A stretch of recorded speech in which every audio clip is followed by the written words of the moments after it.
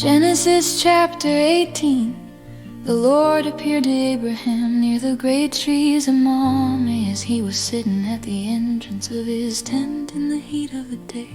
Abraham looked up and saw 3 men standing nearby. When he saw them, he hurried from the tent entrance to meet them and bowed low to the ground. He said, "My Lord, if I have found favor in your eyes, do not pass by your servant. Let a little water be brought so you can wash your feet and rest under this tree. Let me bring you something to eat to refresh you, and then you may continue your journey, now that you have come to your servant." And they replied, "Do as you have said." So Abraham hurried into the tent to Sarah. Quick, he said, "Take 3 measures of your finest flour, knead it and bake fresh bread." Then Abraham ran to the herd, selected a choice, tender calf, and gave it to a servant, who quickly prepared it. He brought them curds and milk and the calf that had been prepared, and he set these before them. While they ate, he stood near them under the tree.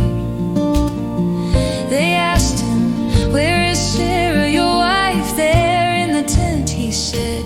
Then the Lord said, "I will surely return to you about this time next year, and Sarah, your wife, will have a son."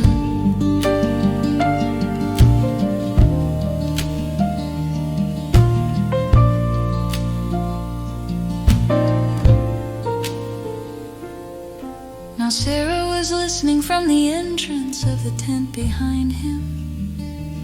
Abraham and Sarah were already old, very advanced in years, and Sarah was long past childbearing age. So she laughed quietly to herself and said, "After I am worn out and my Lord is old, will I really know such pleasure?"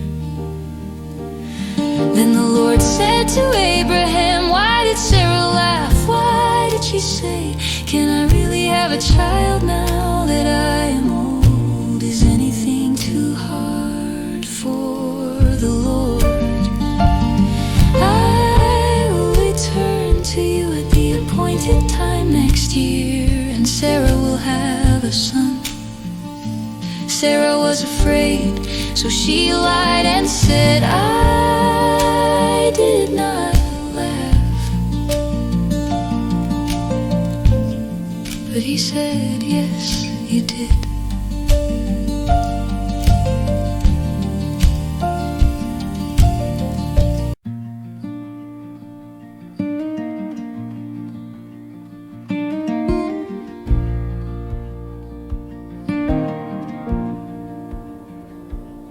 When the men got up to leave, they looked out toward Sodom, and Abraham walked with them to see them on their way. Then the Lord said, "Shall I hide from Abraham what I am about to do? Abraham will surely become a great and mighty nation, and all nations on earth will be blessed through him. I have chosen him so he will direct his children and his household after him to keep the way of the Lord, by doing what is right and just, so that the Lord may bring about what he has promised." Then the Lord said, "The outcry against Sodom and Gomorrah is great, and their sin is exceedingly grave. I will go down to see whether the outcry of those who have suffered is as bad as the reports that have reached me. If not, I will know." The men turned and went toward Sodom, but Abraham remained standing before the Lord. Abraham approached him and said, "Will you sweep away the righteous with the wicked? What if there are 50 righteous people in the city? Will you really destroy it and not spare the place for the sake of the 50? The Lord said, if I find 50 righteous people in Sodom, I will spare the whole place for their sake. Abraham spoke again, now that I have been so bold as to speak to the Lord. Though I am nothing but dust and ashes, what if the number is 5 less? What if there are only 45 there? God said, I will not destroy it if I find 45. Abraham continued, what if only 40 are found there? God said, for the sake of 40 I will not do it. Then Abraham said, please don't be angry with me, but what if only 30 can be found? God answered, I will not destroy it if I find 30. Abraham said, now that I dare to speak again, what if there are 20? God said, for the sake of 20 I will not destroy it.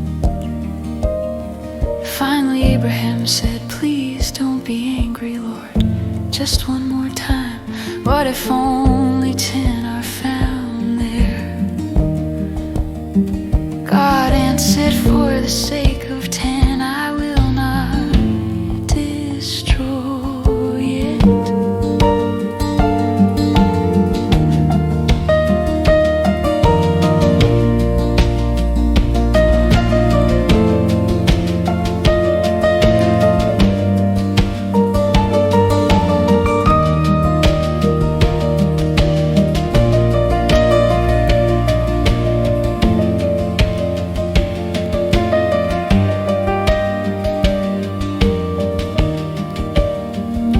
Abraham said, please don't be angry, Lord, just one more time.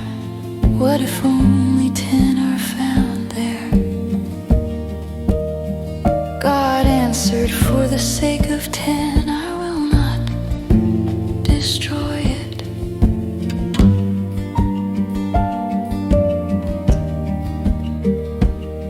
When the Lord had finished speaking with Abraham, he departed, and Abraham returned to his tent.